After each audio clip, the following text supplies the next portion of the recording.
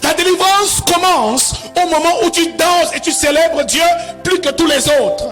Tout ce que tu as accompli, tu dois le faire avec une joie complète, malgré la douleur que tu as. Dès l'instant où tu transcendes la douleur et que tu entres dans la joie, le miracle commence à se produire.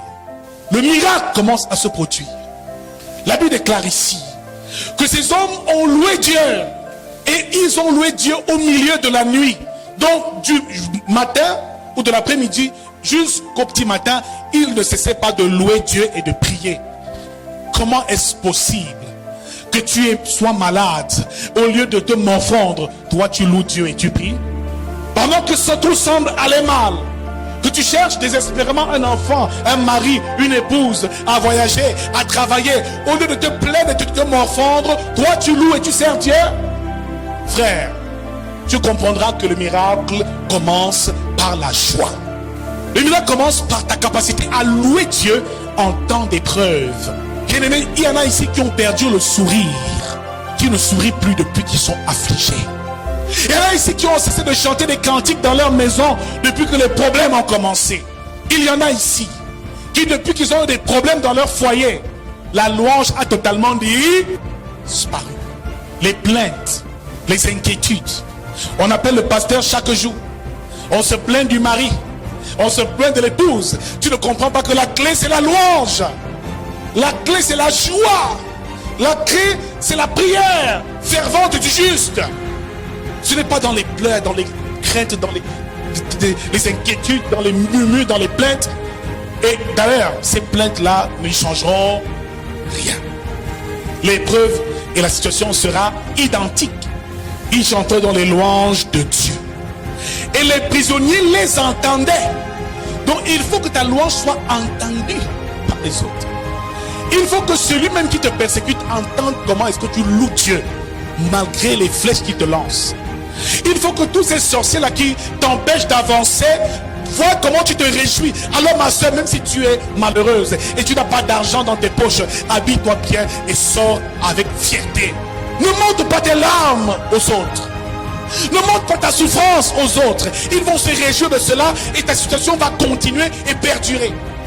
Même si tu n'as rien à manger, sois fier et dis Seigneur, tu es mon seul espoir. Et je sais que tu nourris les oiseaux du ciel qui eux ne sèment ni ne moissonnent. Tu prendras soin de moi. Tant que tu vis avec la joie dans ton cœur, frère, Dieu pourvoira à tous tes besoins. Bien-aimé, le problème, c'est qu'en temps d'épreuve, très souvent, nous nous plaignons. Nombre chapitre 11, à partir du verset 4, la Bible nous fait comprendre que Israël est sorti d'Égypte et que les Ramassis aussi sont sortis d'Égypte avec le peuple. La Bible nous fait comprendre ici, les Ramassis de gens qui se trouvaient au milieu d'Israël furent saisis de convoitise. Et même les enfants d'Israël recommencèrent à pleurer et dire: qui nous donnera de la viande à manger? Nous nous souvenons des poissons que nous mangeons en Égypte et qui ne nous coûtaient rien. Des concombres, des melons, des poireaux, des oignons, des ox. Maintenant notre âme est desséchée. Plus rien. Nos yeux ne voient que la manne. J'ai dit dans le Seigneur, ils marchaient avec Dieu. Dieu les avait libérés. Et Dieu les nourrissait par sa grâce. Ce qui veut dire que dans l'épreuve, la manne ne manquera jamais. Dieu, pendant ton épreuve, te donnera le strict minimum pour vivre. Il te donnera de la nourriture et de l'eau. Bien-aimé, pendant l'épreuve, Dieu satisfait non tes désirs, mais tes besoins. Si en ce moment tu n'es pas encore dans l'abondance, dans la richesse extrême, ça veut dire que en ce moment Dieu est encore en train de travailler un certain nombre de choses en toi. Alléluia. Ce peuple était sorti d'Égypte, mais ce peuple n'avait pas la bonne attitude. Bien-aimé, il se souvenait de ce qu'il vivait en Égypte. Des concombres, des oignons, des melons, des bonnes choses qu'il vivait. Parfois c'était se dire que parfois même c'est mieux que je retourne encore en Égypte. Parce qu'avant là je ne savais pas Dieu, ma vie allait mieux. C'est bien arrivé à qui ici de penser ça? Que vraiment moi là depuis que je sais Dieu, il y a trop de problèmes. Alléluia. Ça arrive. Quand des moments tu dis que non Seigneur, c'est même comment? C'est même comme si quand je donne la dîme, les problèmes ne font que s'emplir. C'est comme si je passe à la délivrance, les oppositions ne font que continuer. Moi, à l'époque, je n'avais pas ces problèmes-là. Moi, je vivais ma vie, j'avais les ondes, je faisais l'impulsité. Ma vie donnait, j'avais un peu de moyens. À l'époque, tout donnait. Pourquoi depuis que je sers Dieu, les choses ne vont pas? Alléluia. Avec-moi l'épreuve du feu. Alléluia. C'est que nous amène ici dans l'autre clé qui permet de surmonter l'épreuve après la joie. Bien-aimé dans le Seigneur, c'est le souvenir. C'est de se souvenir. C'est de se souvenir de ce que Dieu a fait. Alléluia. De se souvenir des victoires passées. Ici, qu'est-ce que ce peuple faisait? Au lieu de se souvenir de ce que Dieu a accompli pour eux, Dieu les a fait passer par la mer rouge à pied sec. Dieu a envoyé 10 plaies en Égypte. Dieu a tué les premiers-nés de Pharaon. Dieu a envoyé des plaies, a changé le Nil en sang pour eux. Les a délivrés par des signes, des miracles et des prodiges. Mais tout ce qu'ils faisaient pendant qu'ils traversaient le désert, c'était de se plaindre. Bien-aimé, chaque fois que tu te plains, chaque fois que tu murmures, parfois tu accuses même que c'est l'autre qui a fait, ça ne fait que davantage te retarder au désert. Ça fait que l'épreuve continue. Tant que tu ne réalises pas que le problème au désert, c'est toi-même et c'est l'état de ton cœur avec le Dieu que tu sers. Le désert ne concerne pas le diable. Le diable ici qui représentait Pharaon est déjà englouti depuis. Pharaon et son ami sont engloutis. Tu es déjà enfant de Dieu, c'est bon. Tu passes pas ton désert. Pendant que tu le traverses, frère, ne murmure pas. Ne te plains pas. Ils sont allés plus loin encore et ils ont attisé la colère de l'Éternel. Ils disent que nous, maintenant ici au désert, nous n'avons rien à part la manne que Dieu nous donne. Frère, parfois au désert, on méprise le peu que Dieu nous donne. Mais au désert, frère, tu as quand même la santé. Durant ton épreuve, frère, tu as quand même tes 2 pieds pour marcher. Durant ton épreuve, ma soeur, tu continues quand même à aller à l'école.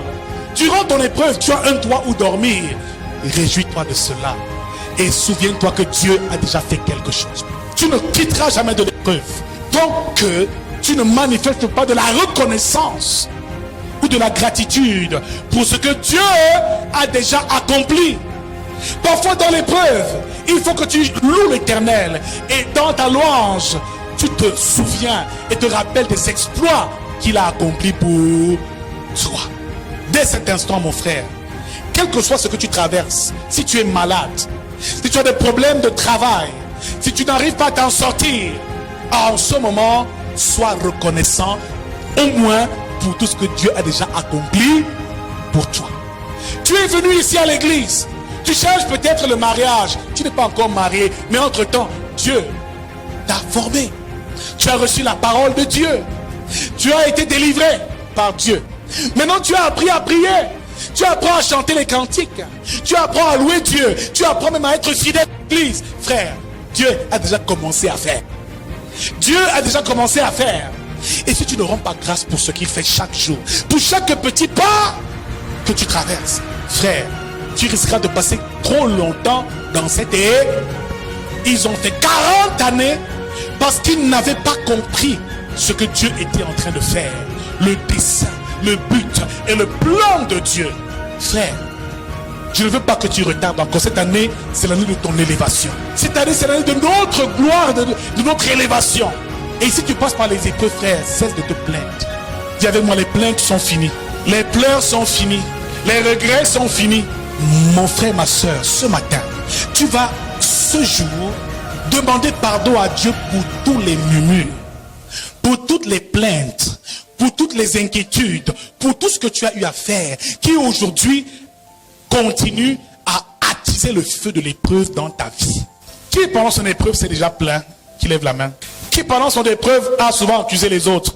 Que c'est sûr que ce sont mes gens qui m'ont fait au village. Qui a accusé tous les sorciers du monde pour ses malheurs? Ce genre d'attitude ne fait que te maintenir dans le feu. Dans la même Bible, la Bible nous fait comprendre ici dans Ésaïe chapitre 38, du verset 1 au verset 5, que le roi Ézéchias était malade. Le roi Ézéchias était malade. Le prophète Ésaïe est venu le voir et lui dire que l'Éternel m'envoie te dire de préparer les gens de ta maison, tu vas mourir.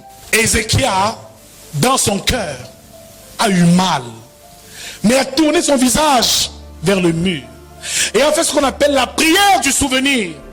Il dit: Éternel, souviens-toi de tout ce que j'ai fait. Souviens-toi de l'histoire que nous avons passée ensemble. Souviens-toi de ce que nous avons vécu ensemble. Ce n'est pas moi qui peux mourir comme un chien. Quelquefois, la chose qui te fera partir à une étape supérieure, c'est de te souvenir de tout le parcours et de bénir Dieu pour tout ce que tu as déjà traversé. Bien-aimé dans le Seigneur, après cela, avant qu'Ésaïe ne sorte de sa maison, Dieu lui parle et dit, va dire à mon serviteur Ézéchias que je lui donne encore 15 ans d'années de vie en plus. Il vivra au nom de Jésus-Christ. Dans Juge chapitre 6, du verset 8 à 9, pendant que le peuple d'Israël était menacé par les Madianites, la Bible nous fait comprendre que Dieu leur a envoyé un prophète qui a rappelé à Israël tous les exploits que l'Éternel a accomplis. Souvenez-vous que je vous ai délivré de la main des Égyptiens, de la main de ceux qui vous ont opprimés. Je les ai chassés devant vous et je vous ai donné leur pays. Parfois, bien aimé, quand on passe par l'épreuve, on oublie souvent ce que Dieu a fait. Lève la main ici, dis la vérité. Quand tu traverses ta petite épreuve là, ma soeur, parfois tout ce que tu as fait, tu as tout oublié. Tu as oublié le diplôme que tu as eu encore l'année dernière. Tu as oublié que l'année dernière, tu as échappé à un grave accident. Tu as oublié tout ce que tu as accompli. Quand tu es dans l'épreuve, c'est le meilleur temps pour toi de manifester ta reconnaissance à Dieu. Non pour ce que tu souhaites obtenir, mais bénis-le chaque jour et rends grâce. Sois reconnaissant pour chaque petit pas et pour ce qu'il a fait pour toi. Souviens-toi de ce qu'il a accompli. Est-ce que Dieu qui t'a fait sortir d'Égypte peut t'abandonner au désert? Est-ce que Dieu qui t'a délivré de la possession démoniaque, des envoûtements que l'ennemi avait mis dans ta vie, va-t-il t'abandonner? Dieu est un Dieu parfait. Il délivre étape après étape. Il te délivrera complètement. Maintenant que c'est sur la santé que Dieu travaille, mon frère, regarde tout ce qui s'est passé avant. Tu étais dans l'ignorance, aujourd'hui tu as la connaissance. Peut-être tu étais seul, aujourd'hui tu es peut-être marié. Mais bien aimé, tant que tu n'es pas reconnaissant de ce que Dieu a déjà fait, mon frère, ça ne peut pas donner. Et c'est cet esprit qui animait Onestas. Il louait Dieu parce qu'il savait de quoi il était capable. Même dans la prison enchaînée, dans la prison du célibat, dans la prison du non-accomplissement, dans la prison de la pauvreté, mon frère, loue et prie Dieu. Réjouis-toi parce que tu sais de quoi ton Dieu est capable. Et laisse-moi te dire que c'est pendant cette louange que le miracle se produit. La Bible nous dit ici, tout à coup, verset 26, tout à coup, il se fit un grand tremblement de terre, en sorte que les fondements de la prison furent ébranlés. Au même instant, toutes les portes s'ouvrirent et les liens de tous les prisonniers furent rompus.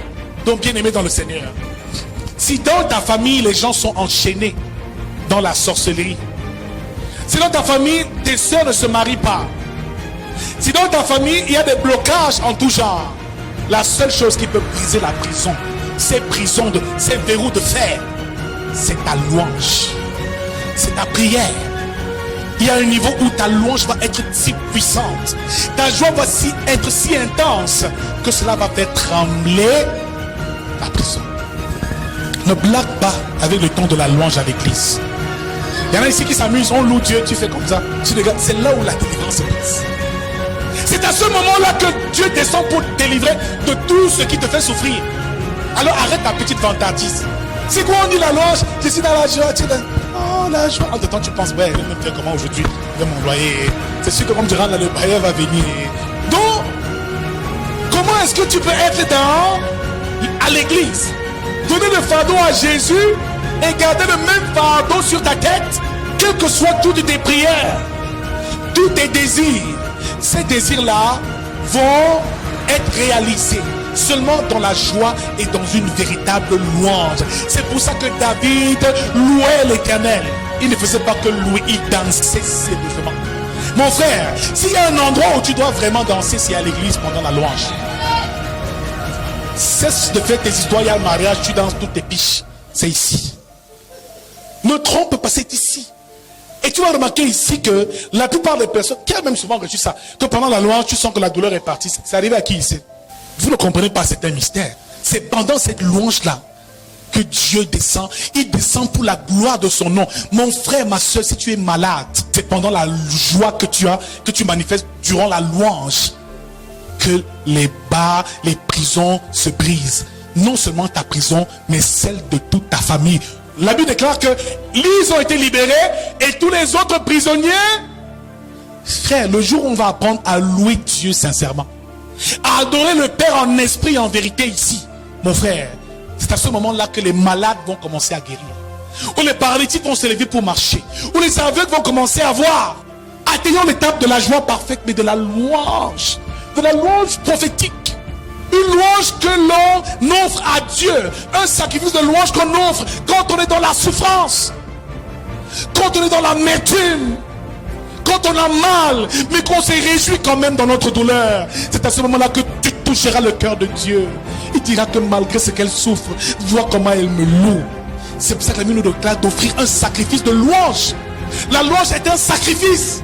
Parce qu'on ne loue pas toujours parce qu'on est content. On a des problèmes, je viens danser quoi? Mais quand tu danses devant ton Dieu, c'est pour lui dire, Seigneur, je te fais confiance. Cette louange est un langage. Cette louange est une prière. Cette louange est un acte de foi devant ton Dieu. Ça lui dit, Seigneur, regarde comment malgré ma souffrance, je te loue. J'ai mal aux pieds, mais je me mets quand même debout. Seigneur, reçois mon offrande. Reçois mon offrande. Tu ne quitteras pas, tu ne finiras pas cette louange sans que Dieu ne t'ait visité. Beaucoup pendant la louange s'amusent. On loue Dieu. C'est à ce moment-là qu'elle regarde son téléphone ou WhatsApp, elle voit un peu les messages qu'elle a. Pendant les fous finissent de danser, après ça, moi je vais venir. Ils n'ont rien compris. Ils n'ont rien compris. Donc dites non, moi je préfère seulement l'adoration. Il atterrit là, quand l'adoration commence, il s'assied. Mais il a raté la meilleure partie. La meilleure partie du culte. Depuis l'introduction du culte, il y a tout un rituel. C'est tout un ensemble de clés, de portes spirituelles qui s'ouvrent depuis l'intercession jusqu'à la prédication. C'est un ensemble, c'est un tout, le culte. C'est la plus grande délivrance qui soit. Si tu respectes, tu viens à l'heure. Tu suis tout le processus, tu ne peux pas finir le culte avec ton problème. Mais on vient à l'heure qui nous arrange. On vient quand on a envie de venir. On ne sait pas que c'est le moyen par lequel Dieu délivre son peuple. Bien aimé, le moment de la célébration de Dieu, le jour du sabbat, c'est la plus grande délivrance qui soit. C'est plus puissant que l'imposition de main. Mais pour cela, il faut venir du début. Jouir de toutes les grâces jusqu'à la dernière bénédiction. Il y a beaucoup de mots qui parlent seulement à l'intercession. Ça dépend de l'intercession à la louange. Il y a certaines oppressions, certains démons même qui vont te quitter. Autant de témoignages. Il y a d'autres esprits qui vont partir pendant l'adoration elle-même. Il faut que tu sois connecté à toutes ces articulations. Si ce n'est pas la louange que tu dois être libéré, ma soeur, tu as raté la louange, tu viens au culte, tu auras raté toute ta bénédiction. Quelqu'un comprend de quoi nous parlons? Quelqu'un comprend un peu de quoi nous parlons? Alors dis à quelqu'un, cesse de te sentir, tu te sens clos. On vous voit ici. Tu vois que tu viens danser pour quelqu'un? Tu danses pour ton Dieu. Regarde ton voisin, tu danses pour ton Dieu. Je ne viens pas ici pour te plaire, mon frère. Même si tu dis que je suis devenu folle, moi je suis folle pour Jésus. Je ne me comporte pas dans la présence de Dieu. Voilà ce qu'ils ont fait et voilà le miracle qui s'est produit. Je loue Dieu parce que je me souviens quand même de tout ce qu'il a fait. Je me souviens de ses exploits dans ma vie. Alléluia. La dernière étape par laquelle nous terminons, c'est qu'après avoir été libérés, ils sont directement continués à prêcher. Les mêmes hommes qu'on a fouettés, qu'on a enchaînés, qu'on a emprisonnés, après avoir subi toute cette humiliation, quand ils sont sortis, ils ont persévéré. Bien-aimés dans le Seigneur, persévère. Troisième clé pour traverser l'épreuve. La persévérance dans la vie chrétienne. La persévérance dans la prière.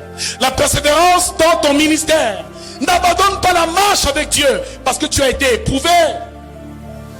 Au contraire, sers Dieu davantage. Sers-le. Sers-le. Tu as eu un enfant malade. Pendant un moment, tu t'es éloigné. Tu priais. Tu venais à l'église peut-être pour qu'on prie pour toi. Tu ne peux pas remplir tes fonctions. Mais dès l'instant où tu es libéré, mon frère, la première chose, reprends ton poste. Reprends ton poste. Parce qu'il y a des bénédictions qui sont liées à la fonction que tu occupes dans le royaume. Il y a des bénédictions que tu n'obtiendras que lorsque tu es au service de Dieu. Mon frère, La différence entre celui qui vient seulement s'asseoir le dimanche et celui qui vient servir, c'est que moi, il y a des bénédictions que Dieu me donne qu'il ne te donnera jamais. Moi, qui viens balayer l'église dimanche matin, ou le vendredi, samedi soir, ou qui vient ici faire l'intercession pour prier, ou qui vient essuyer les chaises avant que le culte n'ait lieu, ou qui vient chanter à la chorale, et toi qui viens seulement t'asseoir, c'est que parce que je suis à son service, Dieu m'accorde des bénédictions particulières. Beaucoup, malheureusement, ne sont pas bénis et n'entrent pas dans leur héritage parce que Dieu les fait passer par des épreuves afin qu'ils comprennent et réalisent que Dieu veut qu'ils soient plus utiles dans sa maison. La prière, ce n'est pas seulement quand on vient ici recevoir la bénédiction. Sois au service de Dieu. Trouve ton utilité dans le royaume et dans la maison de Dieu. C'est dans cette utilité-là que Dieu te bénira. Le diable ne pourra pas t'attaquer tant que tu seras à son service. Bien-aimé dans le Seigneur, il y a des grâces qui dépendent seulement de ton service. Tu as la grâce dans la louange et l'adoration du Seigneur, mais tu refuses d'être à la chorale, de venir chanter pour Dieu. Seulement pour cela, tu vas vivre une épreuve terrible. Tu vas vivre un éternel recommencement dans tout ce que tu vas entreprendre. Seulement pour que Dieu t'apprenne que mon frère, ta place est ici. Ta place est... Ma soeur, ta place est ici. Ton lieu de bénédiction, c'est à l'intercession. Reste ici. Ah. Pourquoi tu veux attendre d'être éprouvé pour prendre? Tu as été éprouvé. Tu t'es même éloigné de la présence de Dieu. Continue, reste loin, tu vas voir ce qui va t'arriver. Ça va être pire. Première chose, persévère. Après avoir reçu ta délivrance, persévère. Dis moi, persévère. Dis-le encore, persévère. Romains 5, on termine par là, du verset 5 au verset 10, nous dit, bien plus, nous nous glorifions même des afflictions, car sachant que l'affliction produit la persévérance. Bien plus, nous nous réjouissons même des afflictions. Parce que l'affliction produit quoi? La persévérance. Mon frère, avec les disciples là, on ne faisait que les fouetter, ils continuaient. Plus on les tabassait, même on les menaçait, plus ils continuaient. Toi, le diable fait seulement, une fois que c'est fini, tu ne viens plus. Alléluia. Ah, on m'a opéré, on m'a opéré. Oui, on t'a opéré, mais c'était l'année dernière, et depuis tu es où? Tu es où? Après ça, on avait opéré la rate. Maintenant, après, on va opérer le poumon. Après, on va opérer, mon frère, vite, reviens vite. Sinon, une autre opération va suivre. Tout ça, c'est pour que tu comprennes que ta place est ici. Beaucoup ont des problèmes dans leur foyer. Hein? Le mari n'a rien fait. Tu dis que c'est un type, il est mauvais. Non. Dieu t'attend ici. Tu n'es pas là, mon ami. L'épreuve t'attend là-bas à la maison. Le type là va te fouetter. Tu vas te demander, mon Dieu. Les coups te donner, tu vas dire, Seigneur, moi aussi. J'ai cherché, j'ai trouvé. Tu vas voir que tu vas recommencer à venir à l'église. Un dimanche, 2 dimanches, 3 dimanches. Le type là va commencer à se calmer seul. Donc le problème, ce n'est pas Dieu. C'est toi-même. Ce n'est pas le diable, c'est toi-même. L'affliction produit persévérance. Mon frère Paul, on le torturait, il persévérait, mon frère. Même si c'est avec un pied, tu viens servir Dieu, même si en boitant, tu dis, je vais servir. On dit, mon frère, tu bois, tu ne manges pas, tu bois, tu dis, tu vas faire quoi? Mon frère, je viens prêcher. Alléluia. Il y a eu 5 jours, un pasteur, venu au culte, on le porte avec les béquilles. Tu dis, mon frère, parce que tu étais obligé de dire, mon frère, la paix, c'est ça. Si je ne viens pas ici, ça va continuer. Hein. Il avait ses 2 plâtres aux pieds. Un frère, il était ici, l'autre était ici. Alléluia. Donc, votre pasteur qui vient, parce qu'il sait ce que c'est. Tu n'as pas encore compris. Les méthodes de Dieu sont terribles. Hein. Dieu a tout son temps. Hein. Dieu a tout son temps. Il va te masser bien, t'écraser proprement bien. Jusqu'à ce qu'un jour tu dises que c'est j'ai compris, ça va, je me soumets, j'accepte. Alléluia. Le problème, ce n'est pas le diable, c'est toi. Il y a quelqu'un, retrouve ton poste. Sinon, tu vas revenir ici avec les boss partout tous les jours. Parce que le type là, c'est grave. C'est comme si c'est ma tête.